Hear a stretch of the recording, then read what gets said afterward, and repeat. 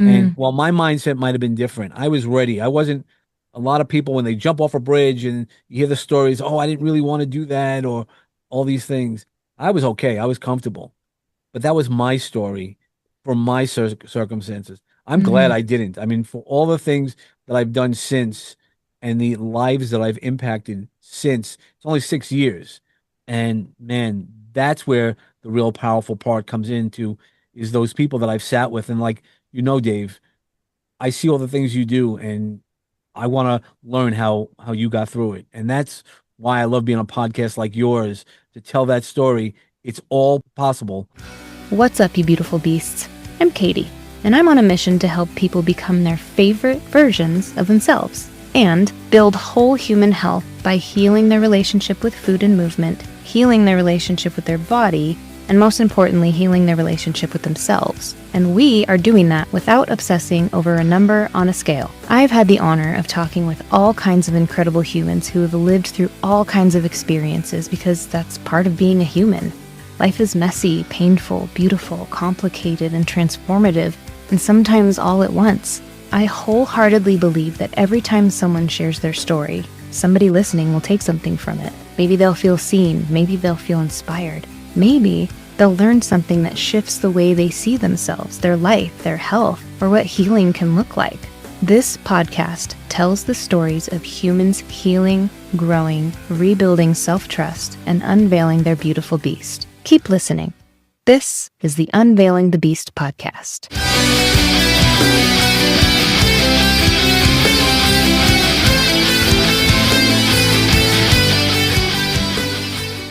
Well, welcome to the Unveiling the Beast podcast. Um, can you tell myself and the listeners a little bit about who you are and why you think you are who you are? Wow, why I don't know that everybody needs to know that part, but no, it's been a wild ride. I keep saying, that Grateful Dead song, "What a long, strange ride it's been," and it has been. So I'm Dave Chametzky, and I've done a lot in life, and it really is, you know, kind of taming the beast, I guess. Using some of your stuff. It Yeah. really, when I think about my life and you just go through it day by day. Right now, what I'm doing is I do some ghostwriting. I help people align their stories to, a lot of our friends in entrepreneurs and people don't know how to get their story out, right? Get past the white noise. And you have to do that. When you're aligned with who you are, it doesn't matter who sees it, the right people will come to you. And that's what I always tell people with my podcast, Peace, Love, and Bring a Bad. So I'm the host of a top ranked international podcast. I wrote my own books. I help people write their books because it's all that story that we tell. Telling our stories are so powerful because we also, it's not about us, it's about the mission. I'm always saying the impact I leave in the room. So, hopefully your guests will hear some of my impact through my life, but how I've overcome some things that Hmm. that's the real thing is, that's what I want to leave them. Not that, oh, feel bad for poor Dave. I don't want anybody to feel sorry for me. I've had a great life, but Mm. it's the how do I get through some of these things? Some things I got through a lot better than others, and some things I, hit a wall going 500 miles an hour. Yeah. I love that too. One of the things that I kept in mind when I actually on my About Me page, it is a very long me telling my story. And typically you see like a paragraph. This is so and so, she does this and this and whatever. But I was like, I'm going to tell my entire story. I'm going to write it out as if nobody's going to see it at first. And then I'll go back and take out the parts that I still want to keep to myself. And I think How powerful is that? it's I'll ask you. powerful. Yeah. Yeah. Well, I Because, call it when I teach people to do stuff like that, I call it writing down the bones. Write it all yeah. down. You don't have to show it to anybody. You don't have to tell Hmm. anybody, but it's so powerful for us to even just say it to ourselves, some of those things. Yeah. And it reminds you of, I mean, obviously where you came from, but who you Mm, are and that it's okay to be who you are, no matter who you are. 100%. Yeah. So tell me how did you get into what you're doing? Like, is there a backstory? There's Obviously, always it's right, yeah. probably a. Yeah, life is again that weird, strange road. Some of the story is, hey, when I was 20, the woman who I was going to marry got killed by a drunk driver. We were Mm, kids. I mean, like now I can't. My daughter doesn't think she's a kid at 21, but she went to Stanford, and I was the last person to speak to her. hmm And I was like, go to the party, man. She was like pulling a 4.0 at Stanford. She wasn't a I always say the biggest mistake she ever did was going out with me. She didn't think it was a mistake, but she was walking, she went to a party, she was walking on the sidewalk and got killed. And I say it now lightly, but it wasn't lightly. And for 35 years, I had carried some survivor guilt. I didn't mm, know what we carry, right? We get over it. There's a lot of ways to get through the parts of our life. And how do we do that? How do we not carry some of the bad things? We can remember them, but not carry them, right? So not everything is for us to carry. And then I lived my life. I was great. I was married, divorced, and all that. I have two girls, two wonderful girls. Well, I love them no matter what, so it doesn't matter.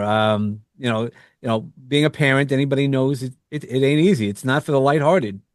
And kids will test you, and depending on how you grew up, you'll test you. And those are the yeah. things that we don't know, and how I've learned how to heal through so much.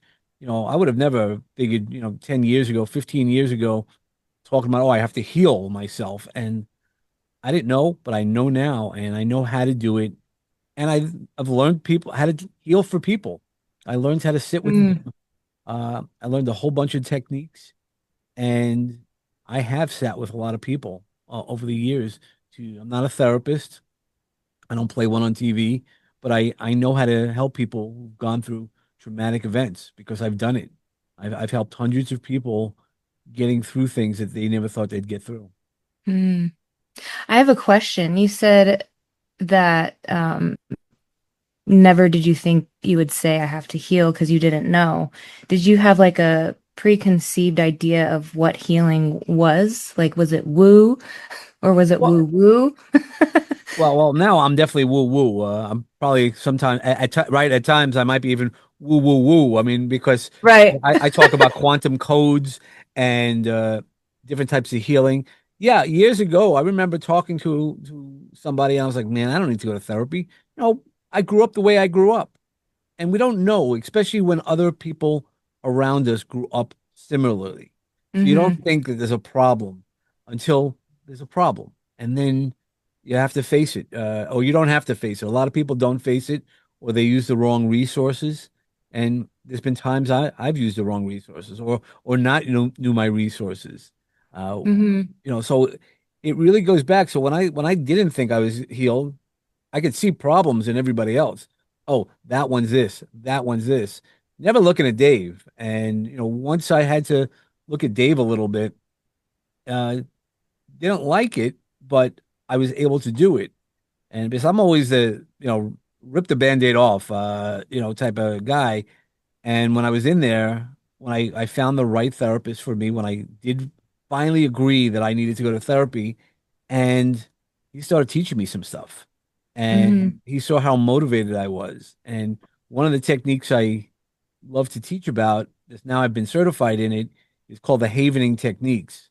It's a psychosensory touch modality to help people to get through traumas and things like that. And it's just as simple, and you probably do it already before how I say it is, I'm going to teach you how to touch yourself in a special way to make you feel better.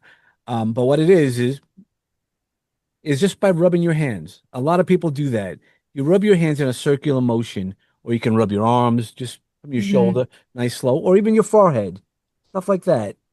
For those who are doing the audio portion, I'm rubbing my hands, and that's what it is in a circular Yeah. motion.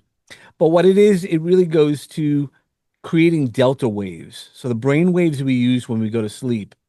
And this was like the first, I guess, part of that woo when I was going to therapy, right? All right, so Mm-hmm. everybody knows about therapy. And then this guy's telling me to touch myself and rub my hands and things like that. And it was working. It was removing some of the traumas or the triggers that I had. And I would work on it. And then I would also work at it at home. I knew what triggered me when I was home, and life still became life. And Hmm. I started working at it, and then I'd go to therapy, and I'd be like, "All right, Bill, this is what I worked on this week." He goes, "Let me see," and you can do different types of testing, energy testing. Again, a woo-woo thing where it's my lie detector. I always go, "You wanted me to do the lie detector? We can do that," and we do that, and really go into something much deeper. And I'm like watching everything that some of these old triggers are now disconnected. So dealing with Hmm. an ex-wife, she didn't change. She didn't see some of the challenges that she needed to overcome, and she'd be pushing my buttons, and I'd be like, I see them, but now I'm not reacting to them. There's a Hmm. power in using some of the woo-woo. And then I've learned a whole bunch of other things. I mean, my friend Stacy, when I was going through some challenges, she goes, "How would you like, a gong bath?" And I was like, "What do you mean gong bath?" Like, all right, Stacy. And Stacy's one of those people. I love her dearly. She helped me become a certified recovery advocate where I help people through recovery. And, some gong bath. What are you talking about? What is this sound bowls? Like And gong, like yeah, a gong yeah. gong, a These gong huge, gong. yeah, yeah, these huge 36-inch gongs. And you sit on this chair, and she has two of them on either side of you. And vibrations. If anybody in your audience or you have ever done, sound bowls, right? You feel the energy. There's a lot of special things Mhm. about the energy, and man, getting energy up and down, and you're not feeling right. Whoo, blew my mind. So again, things that I wouldn't have believed, but when you're in that much pain psychologically, you're willing to try anything. That's what I did in therapy. I was in so much pain because of my situation. I was trying anything. I was like, man, I can't be this person. I'd like to be better, you know, Mm. or be the person I see myself being, not how others see me. I Yeah, just had an aha moment when you were talking. sure. Like, I love music. Hmm. And like, if when I hear a good song, tears just instantly go down my face. Even if it's not 100%. like a sad song, I cry. And when I was a teenager, we called it the theater room because there was a big screen on the wall, but we had surround sound and like bassy speakers and all the fun stuff. And Hmm. when my parents would leave the house, I would crank up the Deftones, lay in the middle of the floor, like in star position, and Yep. just feel the vibrations of the music, and I would always feel better afterwards. Yeah, And 100%. I It, it, think it, it's the same thing as what you're talking about. It's an energy thing, you know? Think Just about it. I don't know if you have an iPad or whatever you put your music on your phone, maybe, or if you have mhm, any private music. Think about. I love putting it on shuffle, and one of the reasons why I do that is because it's all music I've chosen for myself. mhm, I don't have a playlist. I mean, I do have some playlists, but or people who have playlists, right? When you have a playlist, a workout playlist, you want mhm. to generate yourself in a certain energy. That's what we're talking about. It's all about Yeah. energy, and that's some of that woo-woo stuff, but there's also science behind it. And once I Mhm. learned the science, again, the Havening techniques, it's amygdala based. It's that fight or flight response system. And I learned that why using rubbing your hands and doing some other things actually removes some of the triggers that you feel, the response systems. And I was like, wow, I was mind blown. And the first time I helped somebody, they were fearful of walking up and down stairs. And then I was at the conference, and they were like, "Look at this! I'm running down a flight of stairs." And I was like, "What are you?" I'm like, "All right, you're pulling me up, pulling my leg." And his her husband was crying because they had think of their lives when you can overcome some of the traumas or obstacles in your life. That's they had been spent a whole life together, and always had to find an elevator, an escalator, you know, Yeah. and they couldn't do stairs. Hmm. what would you say to the listener who's like, okay, why do I have to do the deep work? Why can't I just stay on the surface? Not that anyone would actually say that, but you know what I mean? Like, Nah, I think a lot of what's people the do. big, Yeah. Yeah. why do I have to go deep for the healing? Well, sometimes you don't have to go deep, right? So that's what talk therapy does, and I'm not knocking it. I put myself in Hmm. talk therapy, right? But there's a lot of different ways. So there's ways to do it, and havening is one of those that I found because among when I learned havening, I also became friends with a lot of therapists. So I was like, okay, why wouldn't you just do havening? Well, everybody's different, and I'm like, okay, we can have that a different conversation. But you don't. If you can identify a situation that you've experienced, that's all you need to do. You don't have to Hmm. always talk about it and go do the deep. Now, the part of the deep work, what's important is that you don't always know what the issue is. So again, for me, one of my examples are my dad used to point at me when I was a kid. I didn't know that bothered me. Years later. And then when I found out, when I did go into therapy and used havening, I told my friends, I was like, man, I didn't know that when my dad pointed at me, and if you pointed at me, that would be bad. Some of my best friends were like, oh, I knew. I was like, what do you mean you knew? Like, what the, you know, and Yeah. because not everybody is comfortable to tell you, and depending on again, I had anger issues. I don't, I didn't physically, I didn't hurt anybody, I didn't punch anybody physically, but sticks and stones break your bones, man. It's just like that, and that's how I learned. And until I can see those patterns, so that's where the deep work is noticing the patterns in your life. The people who say, "Man, I always go out with that same type of person. This always happens to me." One, it's a Hmm. story you're telling yourself that actually isn't true. It just you haven't broken your patterns. It's that pattern interrupt, and that's why Yeah. sometimes going back into that deeper work to see the patterns, to heal the patterns, and to be who you are. I'm gonna shift gears a little bit Sure. and say that it is now story time. All right. I Um, love story time. if I remember correctly in your application, you mentioned that you got to a point in your life where you almost ended it. For sure. Are you open and willing to go into that, how you got there, how you got out of it, Uh, and yeah, the only how thing I you, won't share is what I did, right? So, right. No, no, that's fine. we can completely ask any question about that. Yeah. Okay. So So let's go. what was, I guess, the series of events you think that led to that? It was a bunch of things. It was how I was managing a lot of things Hmm. in terms of life. Teenage girls, marriage, and trying to start a business, working a life, and feeling that I was running on ice a lot. And then I was told I was, unexpectedly that we were getting a divorce. And I was like, I was in love with my wife. I still am, but we're not married any longer. But it's when you hear those words and the world pulls out from you. And I was like, everybody's talking about struggling with money and stuff like that. I was like, I'm out, man.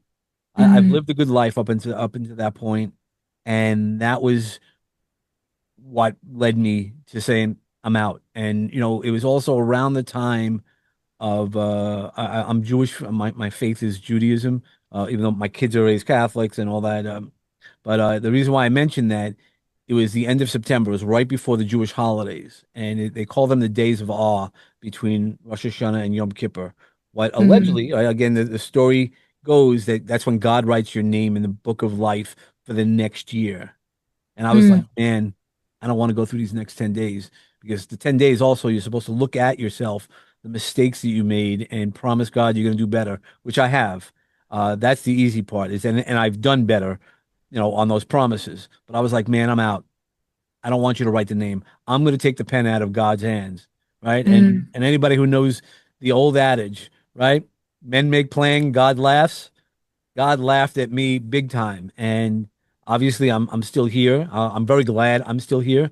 I know I won't go back to that situation because Mm-hmm. now I've used my resources. So a lot of the people, we know what's right for us. We know all the answers, but we don't always use it. And I call that the ICTA disease. I know that already, right? I love using acronyms. Yeah, we know the resources. If we go out at night and we're drinking and the next morning you wake up, man, I know I shouldn't have had that drink, right? That's our first thing. We know what we're supposed to do, but we don't always do it. And the Mm-hmm. same thing with our mental wellness is if we don't take care of ourselves, we don't notice the things that we're supposed to notice, it's going to lead us down the road, right? We're going to snap at the wrong people. We're going to treat people poorly because we didn't know any better and or didn't realize it. Having that self awareness is so important. And that's where I was. And I attempted, during a 36-hour period, I tried a few methods and man, I'm they should have all worked. I mean, and the last one, the one I do share publicly is I got the old rope, right? All right, I went to the park, got the rope, got my crate, my milk crate, and jumped off. And Mm-hmm. obviously, I was still there, and I'm sitting there like disappointed yet again and crying, and I'm like, all right, Dick, and that's really what I said. You're hanging there, and now what? And that's what kind of shook me up is like, okay, now what? I was told actually during the 36 hours, I saw a figure, which became Grandpa Mike, as that was his name. I don't have a Grandpa Mike, but it was somebody saying, you got to go back and tell your story. You got to, Mm-hmm. and I didn't know, and I still don't, in the, am I just responsible to tell my story about the suicide attempt?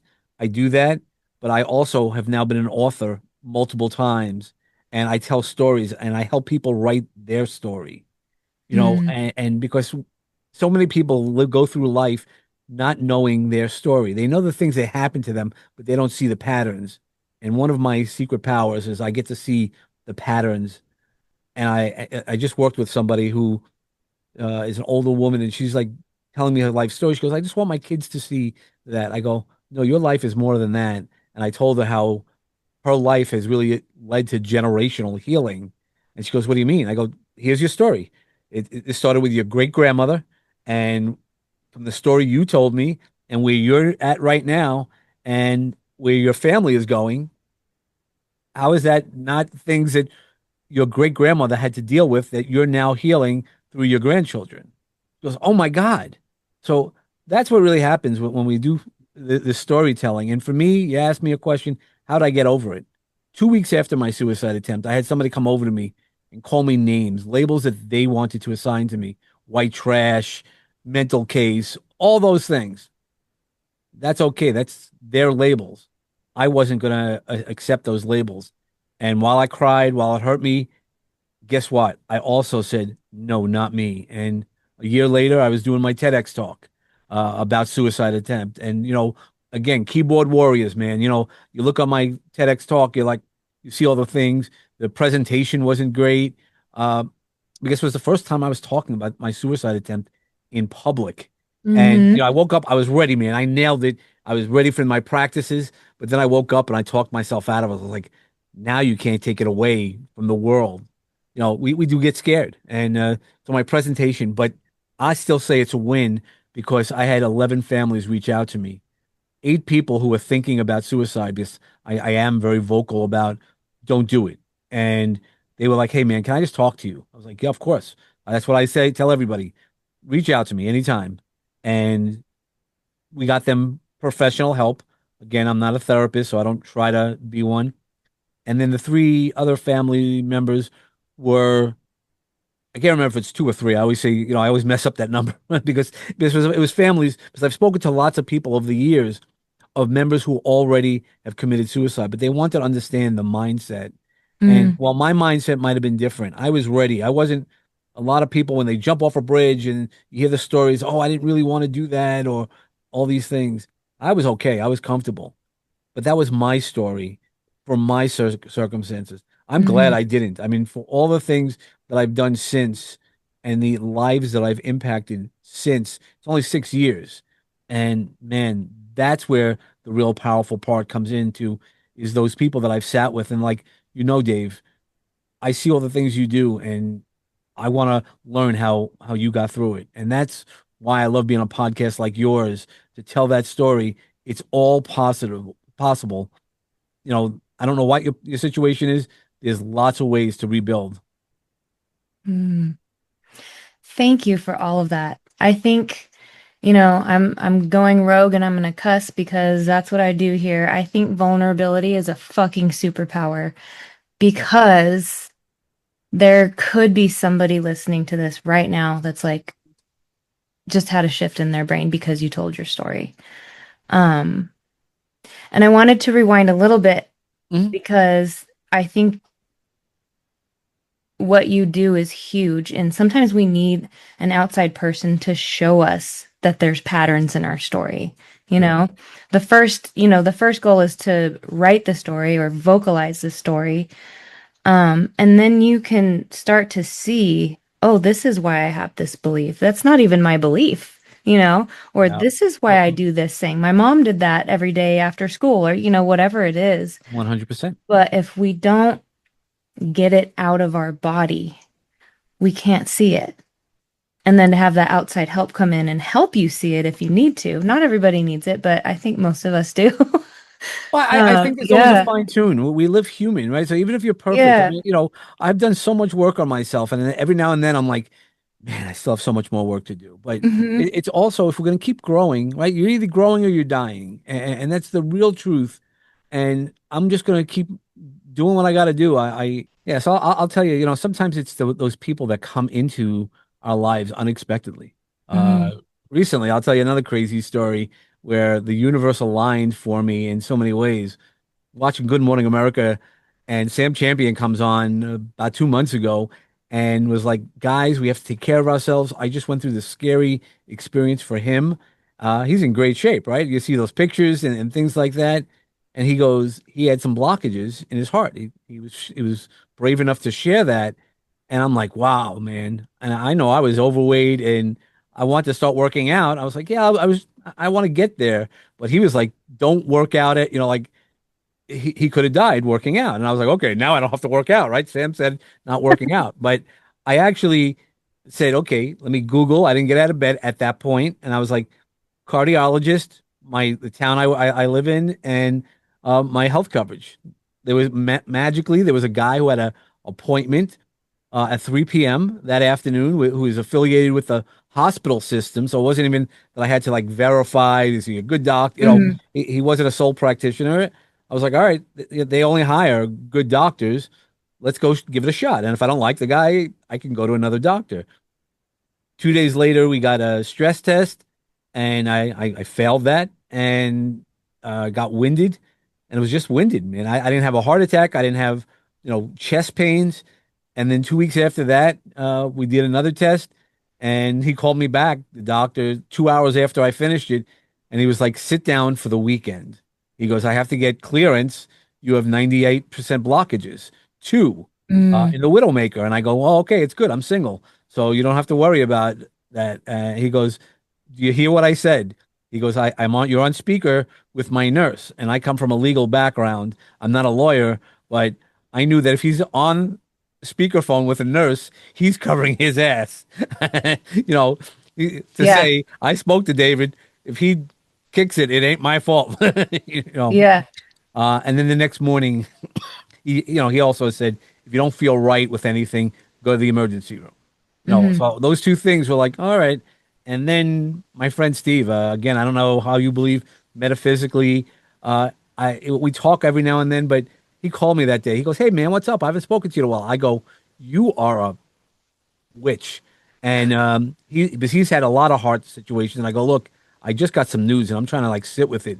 He goes, "Okay, just take care of yourself." He goes, "They'll get you in for the CT scan, for the angiogram to test you out and see what happens and all that." And we had the conversation. And the next morning, I woke up, my heart felt it was racing. It was nerves, man. I walked into Yeah. the ER early in the morning before it got busy, and my blood pressure was like 170 over 110 or something. It was like crazy. I had never been that high, or I never recorded that high, but Yeah. now I did. And then they said, yeah, you're staying. I go, okay, great. Now you guys monitor me. I don't have to worry about it. Whatever happens, I'm in the best place possible, right? It's all out of my control. When my kids woke up, I told them to bring like some clothes. This is what's happening. Daddy's okay. They're in their 20s, so Yeah. they kind of understood stuff. Um, and I said, bring my laptop. And you and other people, when the nurses were like, "What do you mean you have a laptop? You should be not working." I'm like, "I write a book. I'm an author. You want to calm me down? Put me in any corner you want. Let me just work on my books, editing my books, and getting the stories out." I go, "I promise you, I won't be a problem."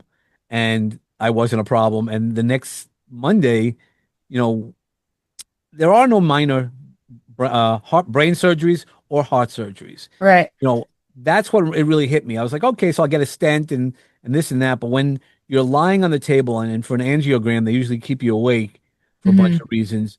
And you see a picture of your heart, and I've seen a lot of, medical programs. I love medical programs. But when it's your heart, life hits a little differently than watching somebody else's heart.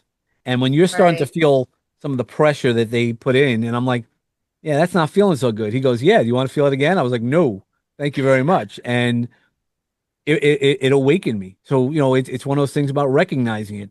And that's why, like now, as I'm going back to these doctors and they're checking on me as a follow-ups, and they're like, wow, you really made wholesale changes. I go, I Hmm. now eat mushrooms. I used to love cooking the portobello mushrooms, but now I'm like, man, that's a good meal. Yeah. So, we learn. A lot of us won't learn unless there's again, for my podcast, peace, love, and bring a bat. While we don't Hmm. talk about violence, but a lot of us learn so much by having a bat brought to us, right? Hmm. Those boundaries. When you cross those boundaries, right? You say something wrong. Your kids say something wrong. We punish them. We don't reward them.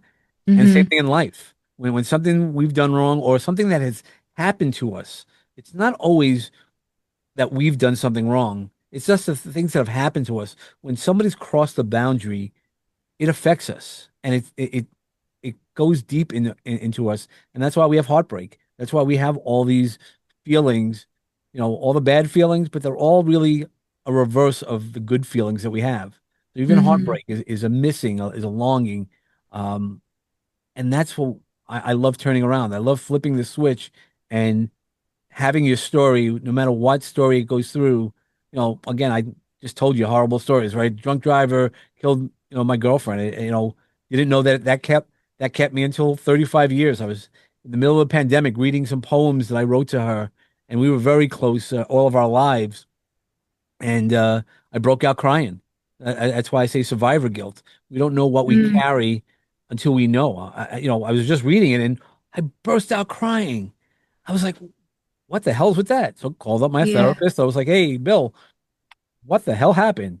And he goes, oh, it sounds like survivor guilt. Would you be willing to go into a session? I go, yeah, well, you tell me when, and I want to understand it so that way it doesn't happen again. Still, there's times I'll talk about her and, Sandy about and cry. In fact, I'm writing a book called Sandy's Diary that she sort of wanted me to write. She never told me she wanted me to write that, but she knew she always had a premonition, scary, that she was going to die early. And she says, "When I die, you're going to read my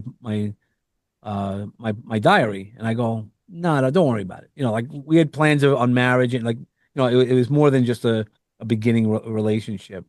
Yeah. But and I did read her diary afterwards, and to hear her aspects of how she saw our relationship start, it was wonderful. Um, yeah. But every now and then she comes to me, and I go, okay, I got to write Sandy's diary, not the real diary. I don't have that, but that love, because I talk about her often on podcasts and speaking, and those are the things that I'm like, all right, I need a book for it. Like it has to come out, and it will come out. Hmm. This is why I don't like when people like if you lose somebody and people are like, well, you just have to get over it. We never, ever, ever get over it. We learn how to live with it, but we don't ever get over it and let the person go because they're a piece of us, you know? And so I strongly disagree with the just get over it bullshit, you Well, know? I think, I mean, I know I come from an age. You're younger than I am, but coming off, against society, even talking about mental health.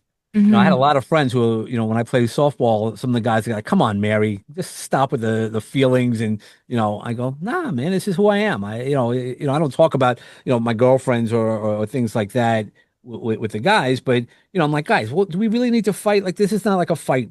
Like, we shouldn't be fighting over whatever the argument was. And it really is that's how we grew it up. That's how most of us grew up, or at least the older generations, rub it off. You got hurt on playing Hmm. ball, rub it off. Come on, walk it off, boy. Or hey, Mary, let's come on. And Mary, they say that to boys, right? You have to be tougher. And Yeah. how do we do that? And for girls, oh, stop crying. You cry for everything. Well, that means there's an emotional touch to it.